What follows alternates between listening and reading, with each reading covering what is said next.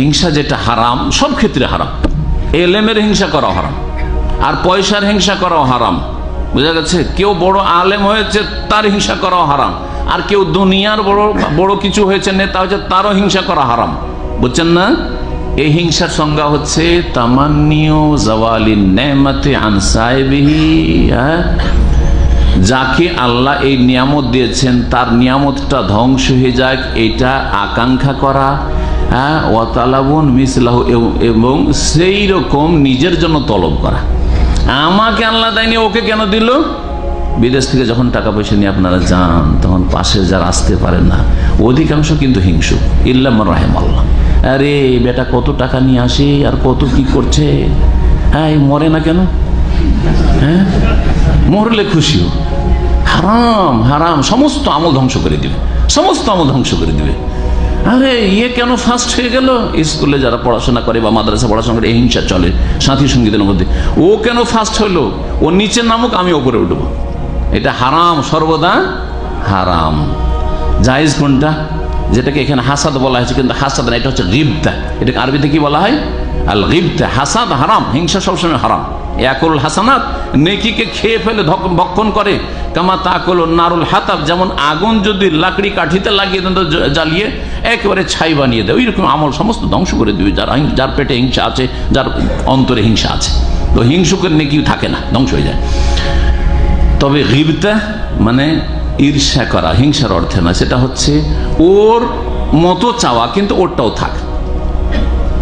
একজনকে আল্লাহ খুব দিয়েছেন, এলেম দিয়েছেন, পয়সা দিয়েছেন, নেতৃত্ব দিয়েছেন, আল্লাহ আমাকেও যদি দিত, ওকে যেমন আল্লাহ নেতা বানিয়েছেন, আমাকেও যদি নেতা বানাইতো, তাহলে ইসলামী দণ্ডবিধানের বাস্তবায়ন করতাম, শিরকের মূলোৎপাটন করতাম, তৌহিদ প্রতিষ্ঠা করতাম, তৌহিদ দিয়ে শুরু করতাম। আকাঙ্ক্ষা ভালো না মন্দ? ভালো, সবের কাজ। কিন্তু ওর রাজত্বের পতন চাই না, ওর আছে থাক, কিন্তু আল্লাহ যেন আমাকেও দেয়। জায়েজ কিনা? আপনি আলেম হতে চাইছেন বড় কোন আলেমের মতো, কিন্তু সে জাহেল হয়ে যাক বা সে মরে যাক আর আপনি বেঁচে থাকেন, এটা হারাম।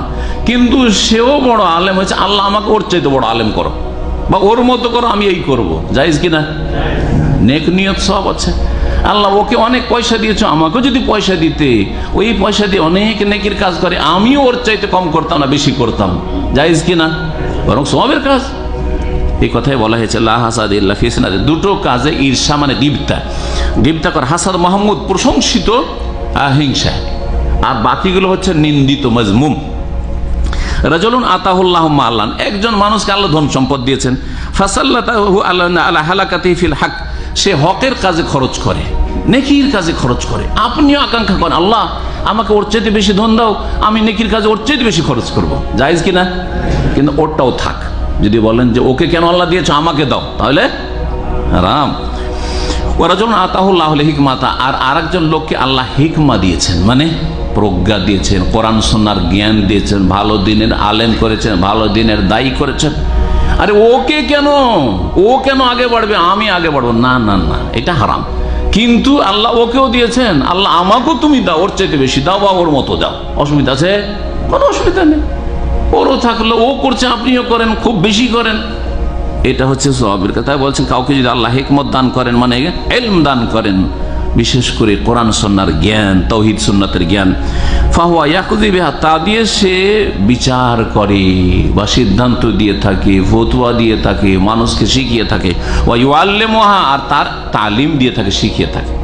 ভালো কেউ কোরআনের হাফেজ, কোরআনের আলেম, সে মানুষকে কোরআন শিখাচ্ছে, হাদিস শিখাচ্ছে, তাওহীদ সুন্নাহ শিখাচ্ছে, আপনিও আকাঙ্ক্ষা করছেন আল্লাহ আমাকে দাও, আমিও শিখাবো, তারটাও থাক আমারটাও থাক। এই ঈর্ষা বা গিবতা প্রশংসিত। জি,